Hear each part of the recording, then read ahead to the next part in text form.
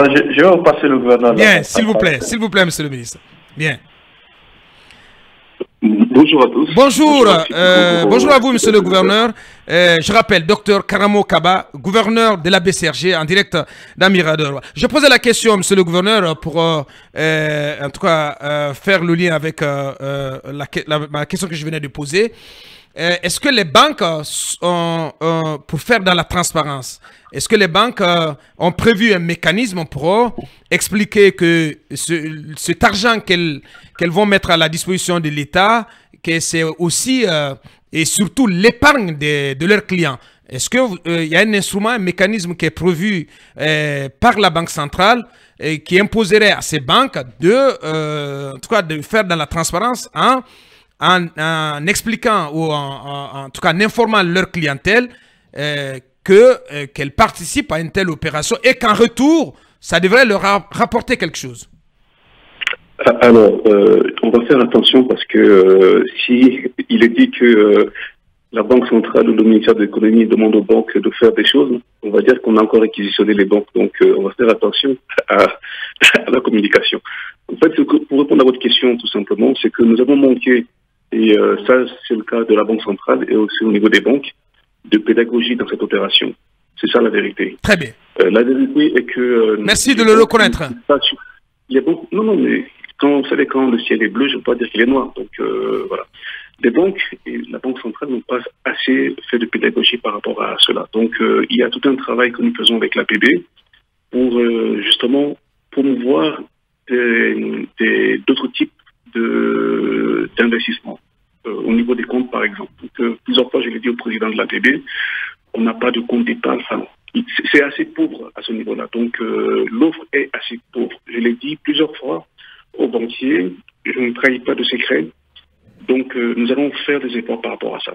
C'est une voie d'amélioration. Je le note et on va continuer sur ce point-là. Ouais. Je ne sais pas, vous n'avez pas répondu à ma question. Ouais. La question est de savoir, cet argent, les 5 000 milliards qui sont mobilisés, alors, on sait qu'à la fin de la journée, l'État va avoir à disposition ce montant pour financer ses projets prioritaires au plan infrastructurel. Mais cet argent, convenons-en, n'est pas forcément de l'argent propre aux banques, c'est constitué d'épargne des clients, de la clientèle des différentes banques. Qu'est-ce qui est prévu pour que cette clientèle sache que cet argent est aussi le leur, est plutôt le sien, et que en retour, puisque il est prêté à l'État, en retour, ça devrait leur rapporter quelque chose. Parce que quand même, il y a une forme d'omerta là-dessus, et même de manque de transparence. Quand même. Écoutez, ce que je peux vous dire, simplement, c'est que il y a eu une communication par rapport à ça. Je me rappelle qu'il y a une campagne de publicité qui avait été faite par la direction du Trésor, de la dette du ministère de l'économie et des finances. Peut-être que ça n'a pas été relayé à grande ampleur. C'est une erreur, c'est possible. Mais ce que je veux juste vous faire comprendre, c'est le fonctionnement normal d'une banque. Il n'y a pas lieu de polémiquer par rapport à ça. Il n'y a pas lieu de polémiquer par rapport à ça. Donc, si vous nous dites qu'on doit... non, mais monsieur le gouverneur, non, la question était toute simple. Cet argent, il est aussi celui des clients des banques. Est-ce qu'on est bien d'accord? Bien. Alors comment la clientèle des différentes banques primaires peut être concernée, peut savoir que son épargne a été mobilisée en faveur de l'État et que en retour, ça devrait se ressentir quand même sur leur compte? Alors, comment vous dire ça? Comme le ministre de l'économie et des finances nous l'a expliqué, nous avons baissé les taux directeurs. On était à 11,50, on est passé à 11%. Nous avons baissé le taux des réserves obligatoires. Et donc, lorsque vous baissez le taux des réserves obligatoires, nous étions à 15%, on est passé à 13%. Premier but, c'est de stimuler les prêts bancaires. Normalement, ça va stimuler les prêts bancaires. Donc, ça va profiter aux clients et ça va profiter à l'État. Le deuxième but, c'est d'abaisser les coûts d'emprunt, normalement. Lorsque vous faites ça, lorsque le coût des réserves obligatoires est bas, normalement, les coûts d'emprunt baissent. Le troisième voie, c'est on va répondre en fait à une situation difficile qui était passagère. Donc, vous n'êtes pas sans savoir que pendant à peu près quelques semaines, l'administration fonctionnait au ralenti, on va dire. Et puis, le quatrième point, c'est au niveau de l'inflation, en stimulant l'inflation. Donc, aujourd'hui, nous avons une inflation qui est basse. En fait, ce que je suis en train de dire là, tout ce que nous avons fait là, c'est dans le but des clients. Ça va rapporter aux banques et ça va rapporter à leurs clients. Alors, si vous me dites que nous n'avons pas fait assez de pédagogie, que les banques n'ont pas fait assez de pédagogie, je suis le premier à le reconnaître. Et on va faire plus d'efforts au cours des prochains mois. Bien, allez-y, Bassiko. Alors, Monsieur le ministre de l'économie, dans son intervention, a rapporté des chiffres, notamment au niveau de la loi de finances initiale. Il parle de 29... La LFR plutôt. Oui, il parle de 29 milliards de francs guinéens en termes de recettes. Et 29 000 milliards et 37 000 milliards au niveau des dépenses. Donc, il y a un gap de 8 000 milliards à mobiliser. Est-ce que ça veut dire que les régies financières n'ont pas suffisamment mobilisé au regard des objectifs qui leur étaient assignés, ou ce sont les dépenses de l'État qui ont explosé? Non. Les régies de recettes doivent mobiliser 29 000 milliards. Ouais. C'est ça les recettes. Les dépenses sont à 37 000 milliards. Les régies de recettes ont leur prévision déjà dans la loi qui est à 29 000 milliards en prévision. C'est les objectifs qui leur ont été assignés. Ça a été assigné aux régies de recettes. C'est pourquoi j'ai fait un travail de pédagogie pour expliquer. Oui, bien sûr. Le budget.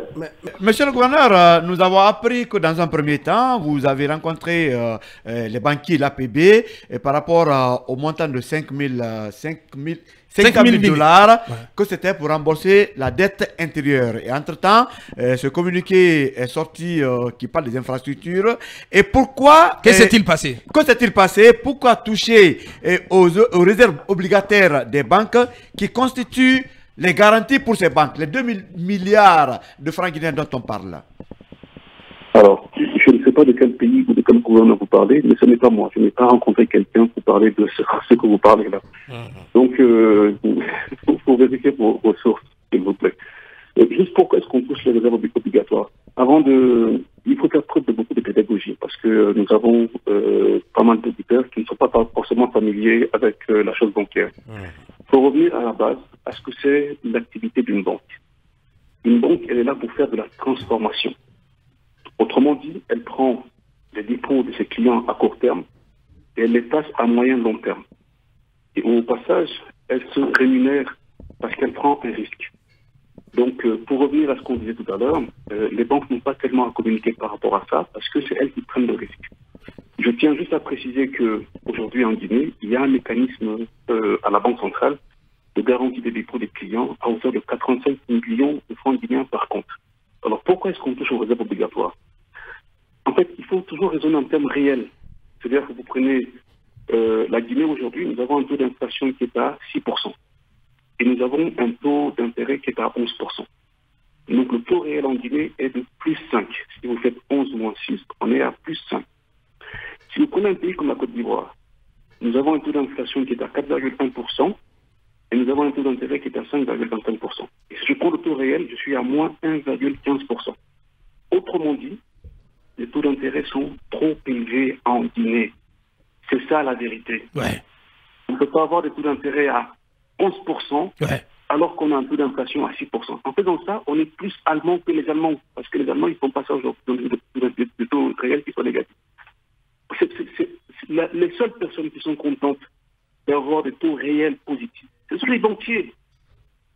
Les seules personnes qui sont les plus contentes là aujourd'hui, ce sont les banquiers. C'est l'APB qui est contente. Pour quelle raison? Parce qu'ils ont gagné beaucoup d'argent.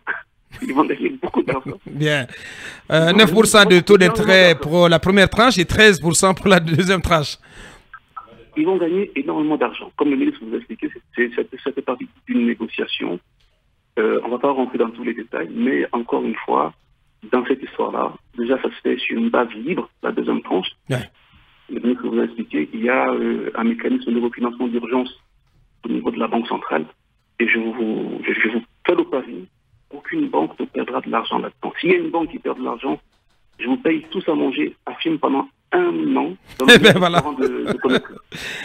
Bien, merci bien. Allez, oui, d'autres questions.